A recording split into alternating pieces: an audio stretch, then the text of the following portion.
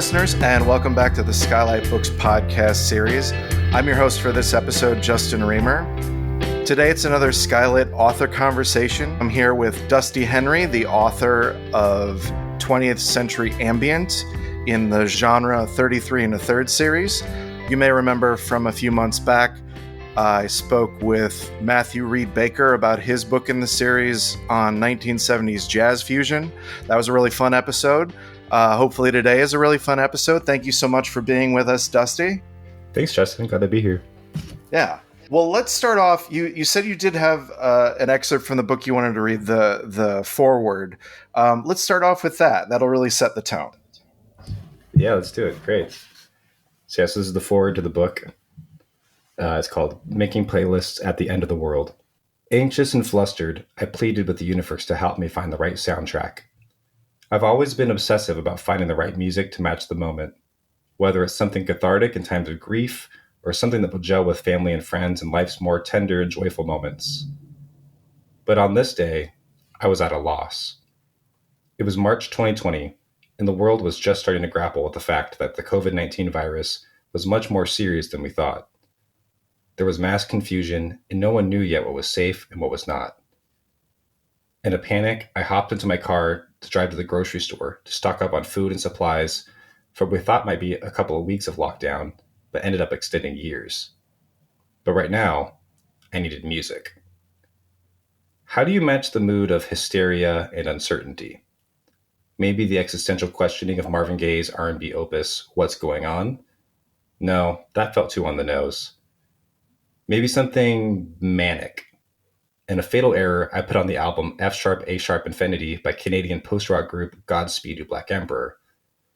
Like most Godspeed records, F-sharp, A-sharp Infinity feels apocalyptic and foreboding.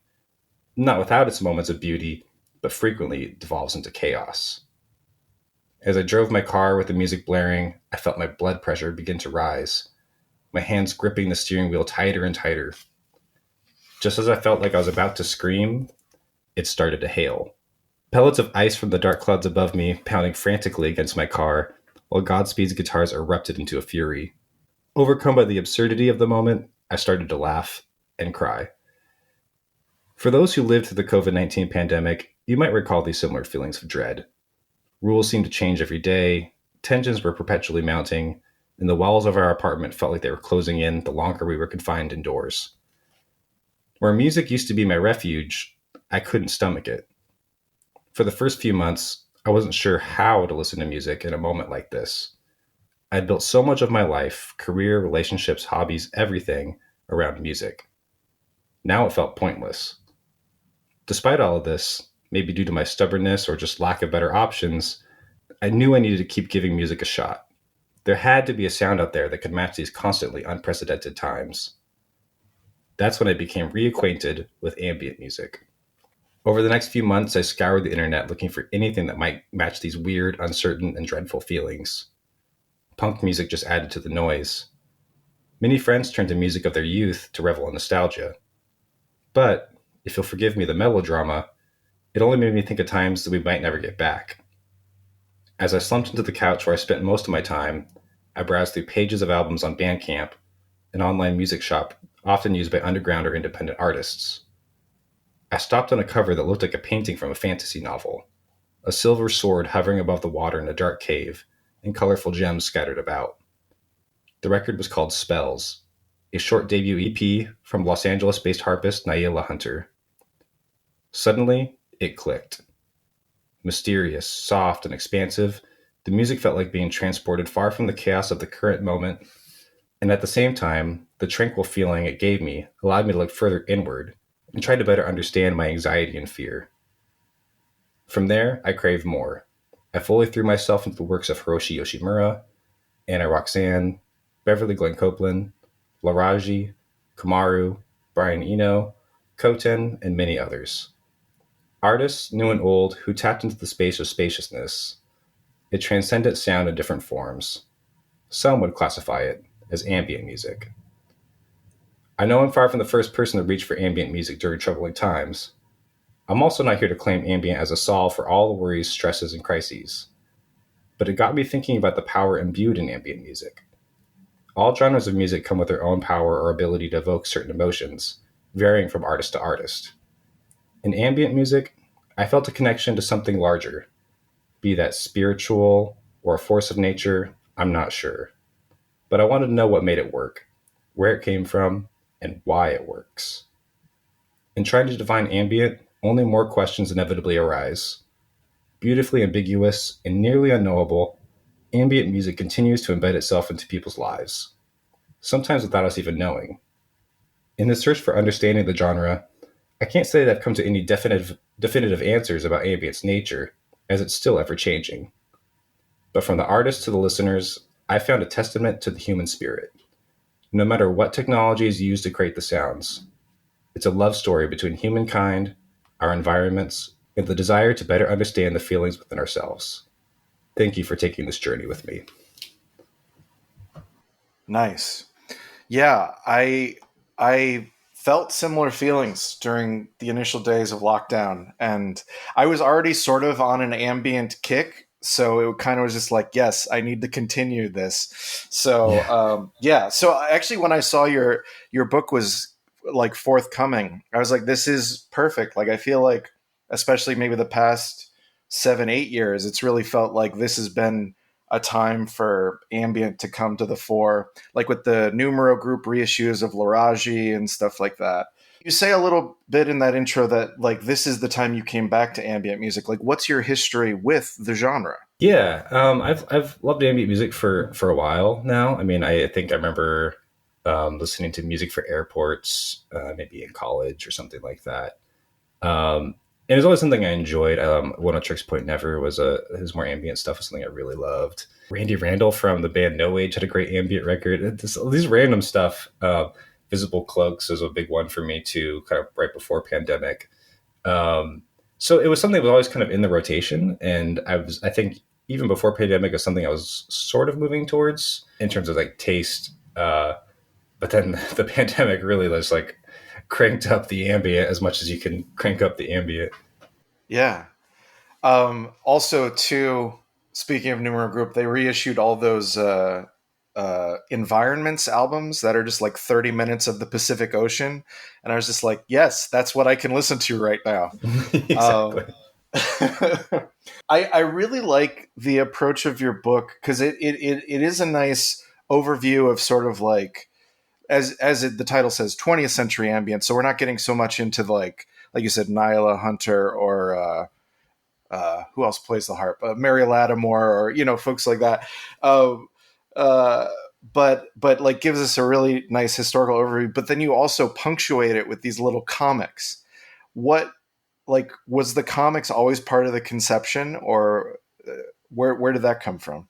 That came pretty early in. So, and if people don't know, like the 33 Third series, they take like submissions like every like year or so. And they opened up submissions for this genre series, and I knew pretty quickly I wanted to do ambient. Like it was just so on my mind. Like it was getting me through every day. And I started working on it, and I don't know. I've been really getting into comics the past few years, especially again like during COVID too. It was something I always wanted to do, and now I had free time, so I just started drawing a lot. I self-published my own like comic, like just a really short run of a weird ghost comic. But anyway, it had been on my mind, and I kind of started just doodling as I was working on stuff. And I remember thinking, like, no, I think what they're looking for is probably something like this. And then uh, I kind of was like, you know what, screw it, like just go for it. And it was just where I was naturally gravitating towards. And I found with it too, because ambient music is so like opaque. It's so like ambiguous, and it can get really lofty, and it can get really like out there and try to explain these ideas that, at least for me, it helped me make more sense of it to put it in some sort of physical form, to not just the words, but the graphics that helped me like kind of process it myself. The thing that I was sort of already on board with the premise, but the thing that immediately got me was in your first sort of introductory comic. You're sort of illustrating these premises, and and you talk about how the sounds of the womb are kind of ambient, and you just have the little fetus say such a vibe, and Yeah. I was like, okay, I'm on board with this book. Like I get the spirit of it. I'm into it. Yeah, Oh, I think thank the you. comics is such a wonderful touch, and as you said, like even just the moment when you're talking about later in the book, I'm really kind of jumping around for a second, but like Yeah. the Sun Ra story about Art Jenkins, that's his name, right? Art Jenkins. Yeah.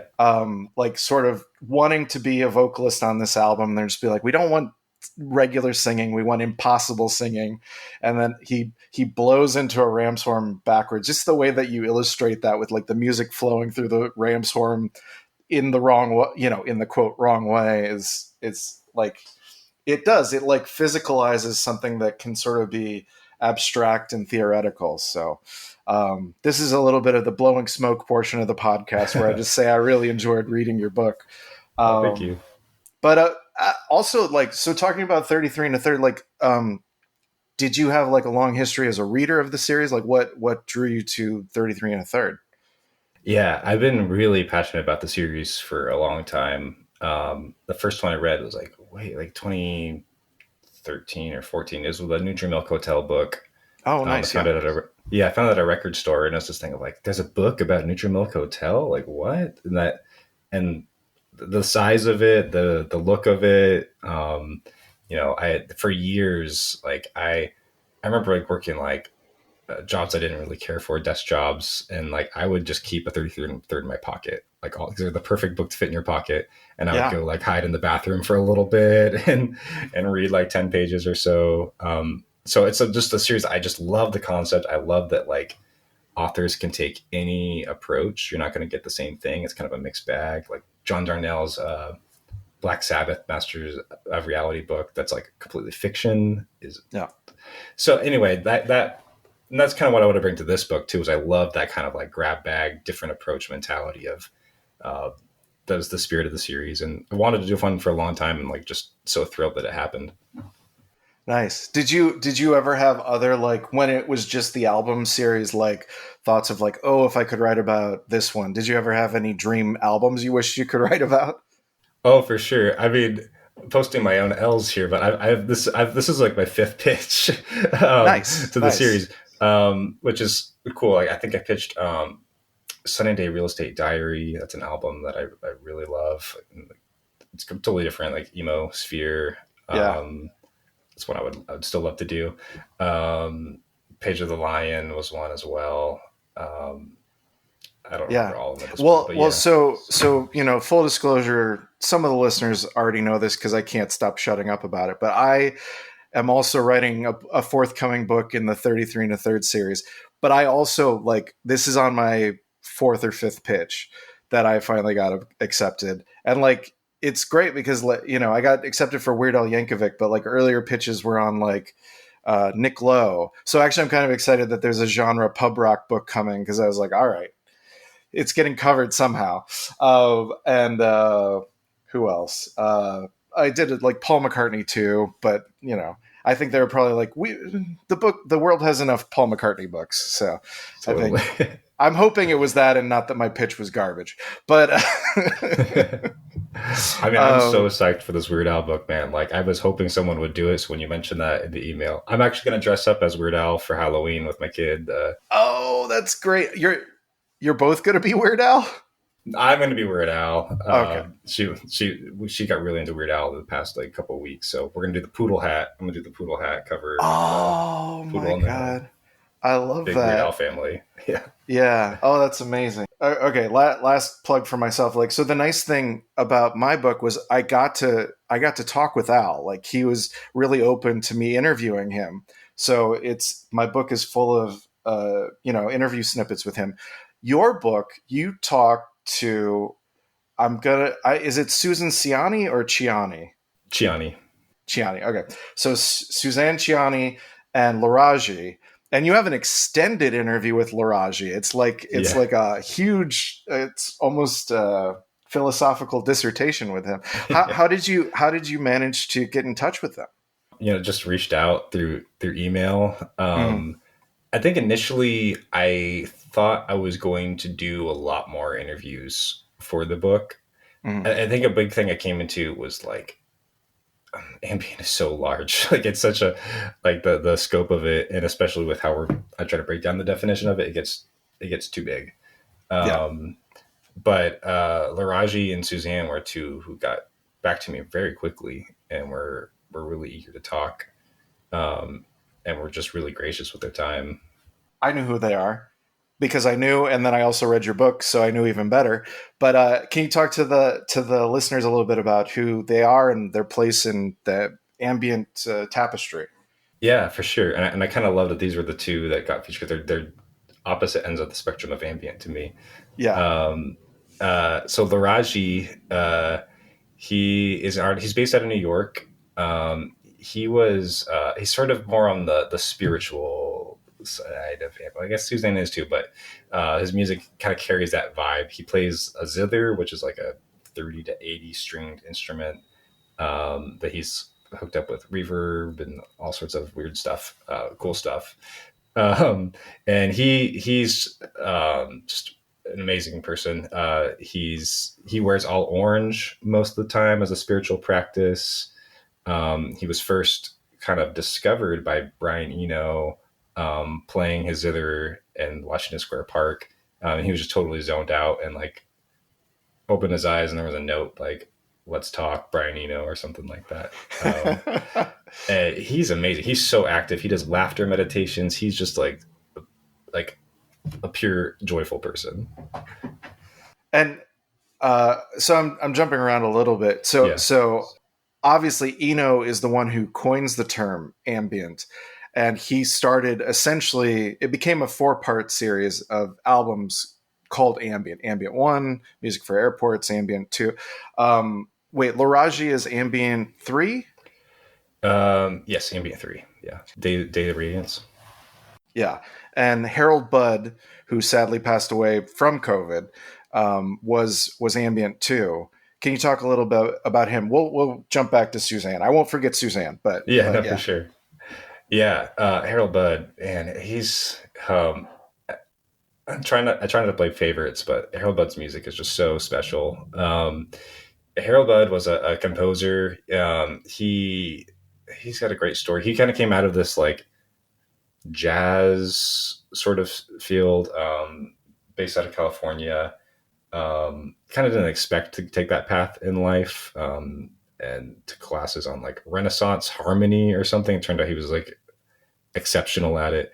But he was sort of similarly got the Eno sphere. Someone sent his music to Brian Eno, and Eno was like, "Come to London, let's work together." But his music is what he like often like would call eternally pretty. The music is just so it's just pretty. Like it's very lush and orchestral at times. It like I imagine like the gates of like heaven opening up when I hear his music. It's just so beautiful, and he put out so many great records. And yeah, of course he did produced his first record, and then they collaborated on Ambient 2. The oh my God, I should know this. The Plateau of Dreams. Oh yeah, the Plateau of Mirror or something. The Plateau of Mirror. Yes, that's right. Okay, yeah. Should know this off the top of my head. Well, to be fair, there is this sort of like not interchangeable, but like there's so a bit of esoteric vibes to a lot of the titling of these tracks. So I find it very forgivable that you might get them a little mixed up. Appreciate it. You actually you posted a really cool reel, or maybe it was on TikTok, and it just was syndicated to reels of you talking about the first like labeled ambient album, Music for Airports. Can you talk a little bit about it here? Yeah, for sure. So, Ambient One, Music for Airports, as made by Brian Eno, and it's a crazy record. It's. I think I said in that video, if you have to pick an album to start with, like it's Ambient One seems pretty obvious, but it's a great record, and it really it's kind of amazing how well it holds up, especially as an entry point for ambient music. The record is mostly loops, tape loops, and piano. He had this really intricate set. I mean, Brian Eno himself is just a wizard, constantly experimenting and developing new production techniques. But these tape loops through the studio, just a simple piano line slowed down. He would actually have the tape like stretching out through the studio around chairs and stuff to like get it be different speeds and different loops playing at different times. So basically, the music could never repeat the same way. Um, but it was made with the intention of being played in airports because would go to the airport and there'd be like pop music or disco playing, like, yeah, let's go on a trip. You're so excited, right? Let's go. But was like, I'm not thinking about that. I'm thinking about dying. I'm thinking about I'm going to go in a metal tube and I don't know what's going to happen. I think other people are too. So he wanted to make music that fit that space to be more contemplative and calming, which gets this whole idea of like ambient being like environment and music interacting. Yeah, because before you even get to I'm really jumping around, but the book is much more chronological and easier to track than this conversation. But before you even get to you have a very nice before ambient section, which is really kind of like you're sort of saying like there was ambient music before there was a word for it. And I do actually think it's interesting because I don't know if I had heard the phrase furniture music before, but I like that it's like, oh, that's another way of describing this same concept, that this is music that's not necessarily the focus of the room, but it's furniture in the room kind of thing. That was Eric Satie. Can you talk a little bit about that? I mean, I think that was a big thing going into the book, right? It's like I knew Brian Eno was going to be a big part of the book. Like it's just impossible to talk about ambient music and not talk about Brian Eno, and definitely don't want to downplay his contributions. Like, oh my God, he's a wizard.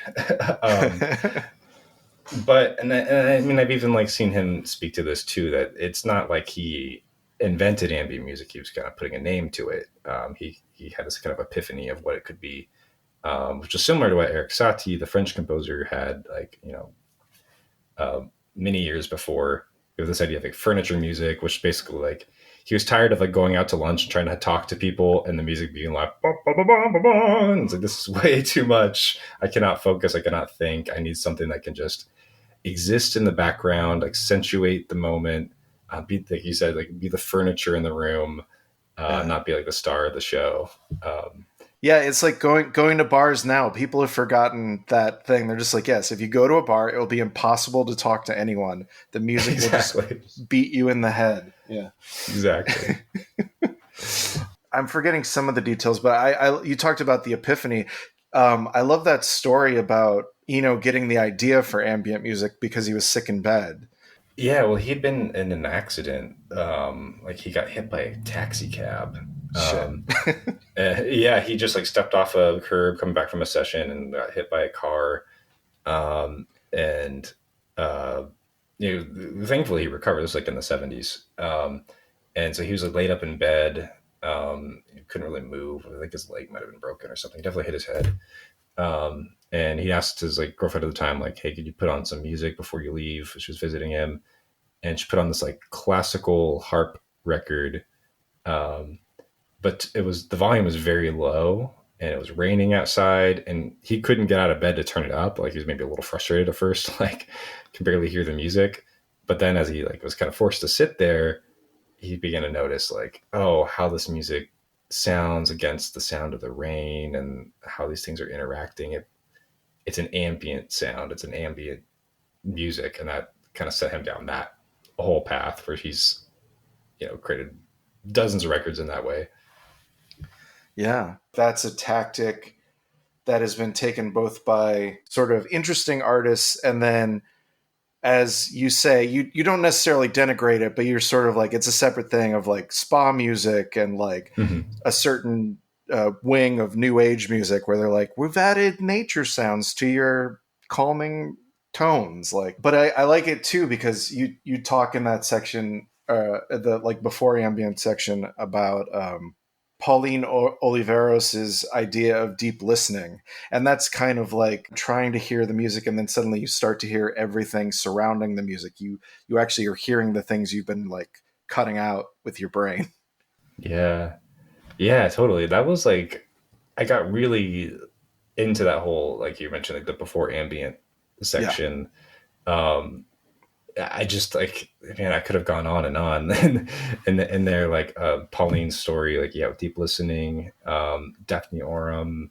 There were all these just people who were just kind of already existing in this space. Or Blind Willie Johnson is like a blues player. That was one I got really into, where he had this really beautiful, like, cold, dark was the night, cold was the ground is the song.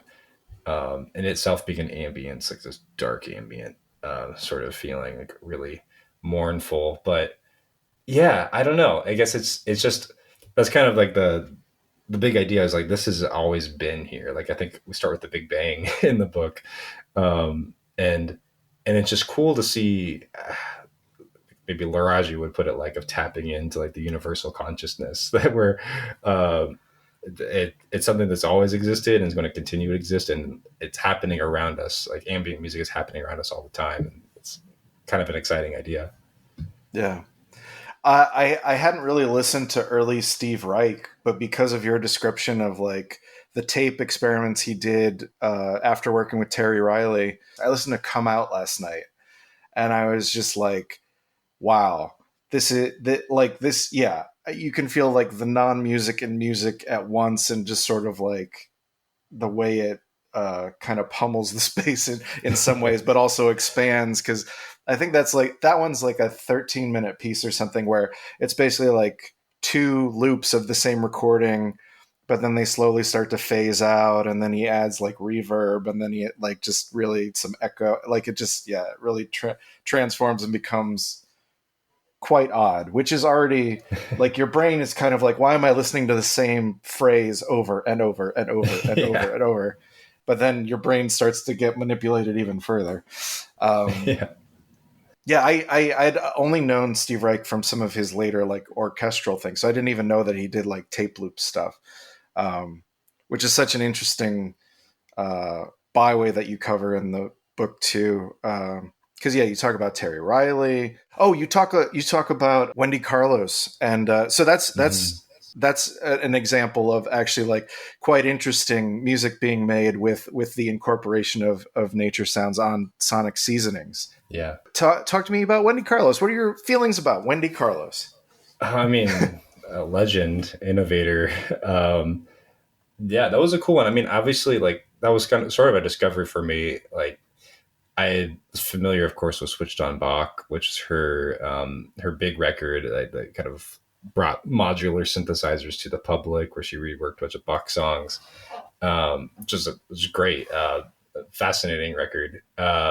I wasn't as familiar with Sonic Seasonings going in, and then finding that record was just kind of mind blowing.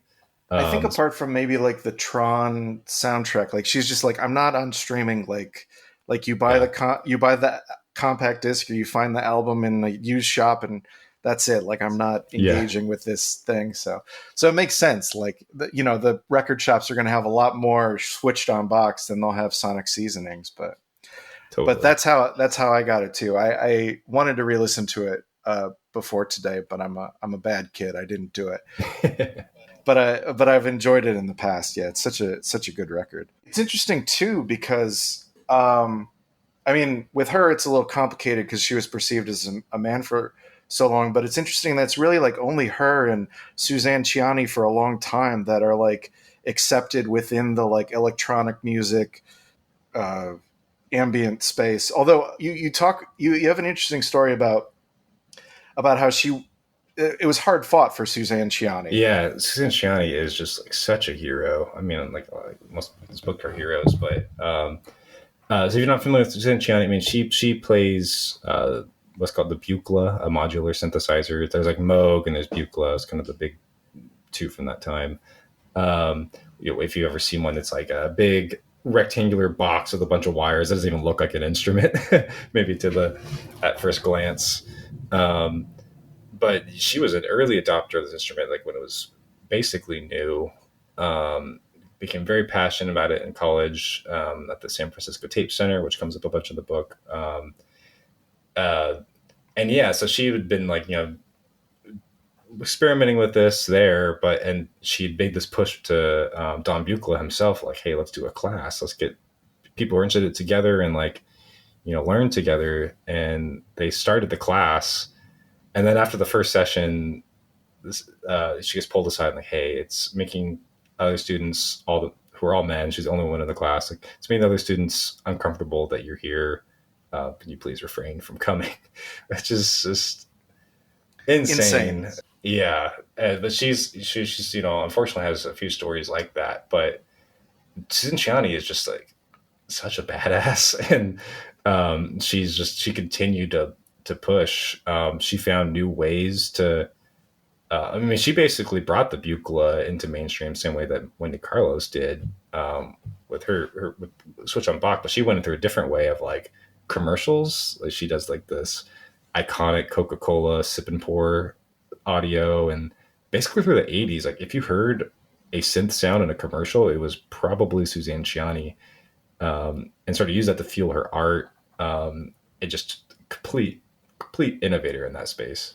Yeah, and it's interesting too because Daphne Oram is the name of the person from the BBC Radiophonic Workshop. It's like this innovation comes in the space of like TV needs this. We need these sounds, and so with the BBC Radiophonic Workshop, it's these tape manipulations and electronic manipulations that are being made that then feed into like more out there artistic works, and the same as you're saying with the commercials. Yeah, and a similar thing happens with in Japan with the Kankyo Gaku movement, where a lot of the early records, like Hiroshi Yoshimura, who's had this sort of revival in recent years, at least in the West, like some of his albums were made for like to be paired with a perfume or for a model home soundtrack, and like all these just interesting things where like, or there's Hiromi Hosono from Elementary Orchestra who did this tape for the Muji store, be background music, and now that's like a sought after iconic ambient work. And he's like, I just made this for like a department store,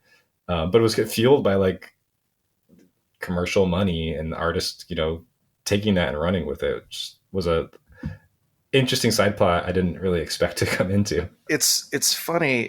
It's not him. It's someone newer. But hold on, let me see if I can find him. There's a Japanese ambient artist who just is really getting a lot of love in the bookstore lately. Masahiro Takahashi. Like a lot of my coworkers will frequently play his stuff because it's just such a calming vibe. Are you familiar with him? A little bit, yeah. I believe he was on one of those comps. The name sounds familiar. That's what I keep running into. People will mention some ambient artists to me. I'm like, oh, I've been comfortable saying I don't know this because there's just so much. No, I know, and I feel like a lot of times I end up discovering stuff like from my coworkers at the bookstore because, yeah, like I wouldn't have found Masahiro Takahashi on my own, but honestly, like going as deep with Yellow Magic Orchestra and Hiromi Hosono probably wouldn't have happened without my coworkers either. So like I'd heard the stuff that you were talking about, but it's because my coworkers were playing it in the store. Totally. That's awesome. I like the anecdote you include from David Letterman's like early morning show where he brings Suzanne Ciani on, and it's just kind of like, what is this with the noises you're making? Yeah. That's a great anecdote. Yeah, I watched that clip so many times. It's really funny. She handles it like a pro because she's kind of made out to be a novelty because no one's ever seen this stuff, and like her setup is huge. Like just to play for a 10-minute segment, she has like these huge boxes, wires everywhere, and she's a good sport. But a lot of the comments I would read online, people would be like, "This was my first introduction to electronic music." Was Susan Ciani on this show? So it's amazing. A small moment, not a small moment, but a moment like that can become so influential for people. Yeah. Because you just never seen anything like it, and it just imprints on you. Yeah, totally. It reminds me too, when you're talking about Suzanne Ciani, like when she keeps trying to get the Coke ad, the one that you said that kind of became iconic, and she just keeps like talking to the guys like let me in, let me work on this, and then finally she bursts into the recording session, and he's like, "Can you put something in that spot?" And she's like, "Yeah, but I have to go get my synthesizer, and just you talking about the size of her setup, like her imagining her going like, all right, I'm going home, I'm getting everything and bringing it to the studio Yeah.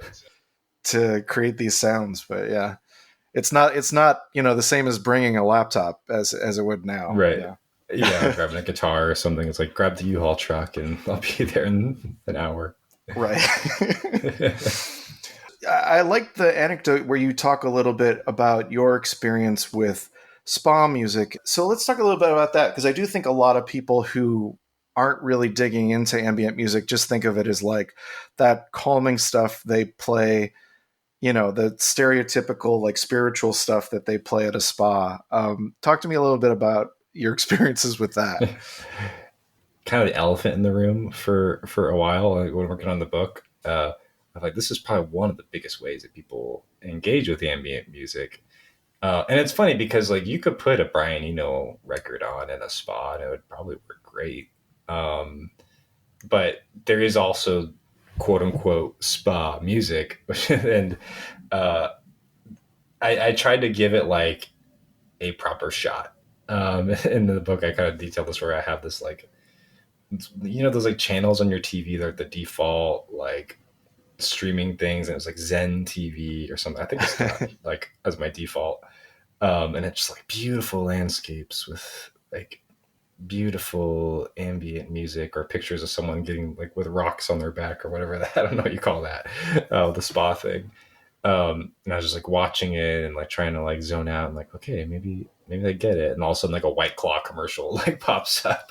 And you're like, oh wow, okay, never mind. And it again, I guess it kind of gets back to that commercial aspect of ambient too, that like ambient music can also be a tool for selling you things, or selling an idea, I guess. So I don't know. I don't begrudge anyone if they like, are really into spa music, and it definitely there's like a utilitarian aspect of ambient that is there. You see it like commercials or films, or it does serve a purpose at times. But I don't know. Spa music itself can just be kind of funny. It is interesting. Like you talk about the way that a lot of interesting artists get lumped in with new age just because like it's something to call them. Like so Suzanne Ciani and like the Seven Waves and Velocity of Love kind of get lumped in with that because no one else knows how to describe it, or Laraji because he's spiritual. Yeah. Do you have feelings on new age one way or the other? I do remember there's a quote from Harold Budd in there where he's just, but one of my favorite things about Harold Budd is that he writes the most beautiful music, but then was like super crotchety, like just like could not be bothered. He thought ambient music was like BS or whatever. He especially thought that about new age music. Yeah, I don't know. I definitely like that was a thing coming into it where like I remember growing up and like new age being a thing. I remember seeing like the commercials on TV for like soothing relaxation compilation, with like Enya or whatever on there. And I don't know, like I kind of with spa music, I wanted to approach it open minded because like so many artists I love have been grouped in to that genre. I do think it's a tough one though, because it's hard to kind of mince out what is like genuine, I guess would be like a more direct way to put it. And what is creating again to be a product, like, and it's, I think that's like some of it. Bud's, indictment of it is like, this is BS. This is, not being what purports itself to be, but then a lot of the artists are, and it's hard to make that judgment call yourself. And I think there's been like kind of maybe a cultural stigma about new age music for a long time. I think Suzanne Ciani basically says like new age got rebranded again as ambient music, and that's why the kids like it.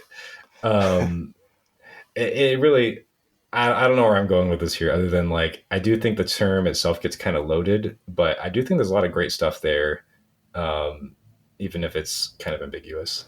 Yeah. Well, I mean, it is actually a nice, like maybe, I don't know if it was necessarily by design, but like by you not having to engage with 21st century ambient in the book, you don't have to talk about Spotify or AI like ambient, Yeah. where they're just like, let me load up a a playlist with chill vibes or like, Right. lo-fi study vibes or whatever, where it's just like they've just told a program like make something that sounds like this, make it 3 minutes and 20 seconds. And oh, you do talk about John Cage in your before ambient, and he had 4:33, and that was a specific time allotment. But I think the intention there was quite different than what the programs now are doing. It's scary, and there's just so many just fake artists on Spotify that are literally just programs. But yeah, I mean, originally when I first pitched the book, it was going to be, I pitched it as like 100 years of ambient was the original idea, and it was going to get much more into the 21st century. And I honestly thought I was going to do a lot more of that.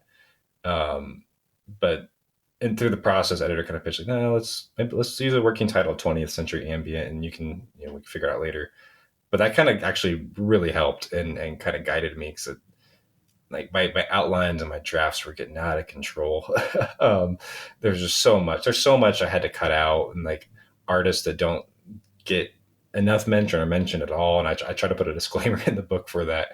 But I think it did help to kind of make that cutoff of like, let's focus on the 20th century, to kind of like understand. It helps understand the 21st a little bit better of how we got here. And it helped me like, again, not digging into a lot more of the early stuff or stuff that maybe not even be widely considered ambient, that really like set up those steps for it to be what it became. Aphex Twin, who you talk about, I really just knew the sort of stuff that broke through, which is very much not ambient. Yeah. So when I saw that he had albums that were called like Selected Ambient Works, I genuinely thought it was like one of his jokes. And then when I played it, I was like, oh no, he had a different vibe. Okay, interesting. Yeah. Like, yeah. What are some of the more recent artists that you find interesting in the genre? I don't know. I thought I would be like tired of ambient music after doing the book, but I honestly find I'm still maybe listening just as much, or if not more. Nice. Some of my favorite artists like ambient right now. I use a pretty broad definition with ambient that whatever for myself, but Nala Sinefro, she's like sort of ambient jazz. She has a couple great records. Space 1.8, her debut, is just some of the best music I think of the 21st century ambient so far. Yeah. And a great record called Endlessness, and she just did the soundtrack for this movie, The Smashing Machine, with The Rock. Yeah. Really great soundtrack. There's so many artists out of Portland and Annie. They make really great, like more like acoustic based ambient music. Really love, and Kamaru. I would give a big shout out to Kamaru. He's one that I think about a lot. He's originally based out of Nairobi, and he spends his time between Nairobi and Berlin.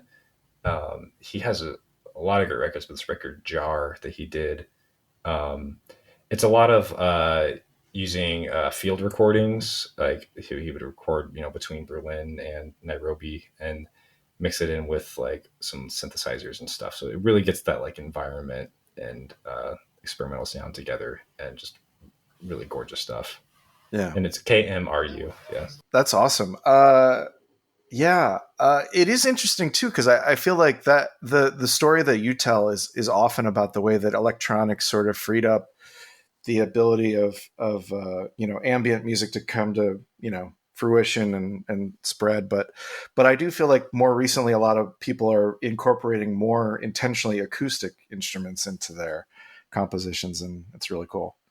Yeah. I wonder if it's some of this, we live in such a electronic digital world. Laraji speaks to this a little bit in the book too, that we're constantly always like tapped into it. And I mean, electronic music is amazing. You can certainly do it offline. But something about getting off the computer, and something tactile, I can see the appeal. Yeah, totally. All right. Do you have any last big thoughts before we sign off? No, just like, thank you for having me, Justin. This has been really great. The book excited for the book to come out. I also have a newsletter if anyone's interested. It's called Another Thought on Substack. It's also writing and comics fused together. So if you're digging the book, definitely check out my Substack, Another Thought, and hope to do more of this stuff. And really excited again to be here. Nice. Oh, I did have one more thought, just because for me personally, I've gotten so insanely into audiobooks lately, and I noticed that this is going to be an audiobook. Have you had a chance to check it out? Do you know what your audiobook sounds like? I heard just like a snippet the other day. Okay. But I'm excited for it. And for the comics portion, it does seem like they read out loud the comics. That was the part I was curious about. Okay, cool. Yeah. So, yeah, no like closed captioning description sort of thing, just more of the text itself. Sure. Yeah. Actually, I should say that, for our holiday catalog, everyone in the staff picked like 4 holiday picks, and 20th Century Ambient is one of my 4 picks. So it will be stocked mightily in the store through the holiday season. You should definitely pick it up. It's a great stocking stuffer, or, just for yourself to read up a little bit more on the genre. Thanks so much for being with us, Dusty. Appreciate it, Justin. Thank you so much. Have a great one. Thanks for listening to this episode of the SKYLIT Books podcast series. We hope you enjoyed it. If you'd like to check out the book featured in this episode, or others, please visit skylitbooks.com. If you're in the Los Angeles area, stop by for one of our live in-person author events. You can find a calendar on our website. If you like this podcast, leave us a review. It really helps us out. Our music is by Duck the Piano Wire. Till next time.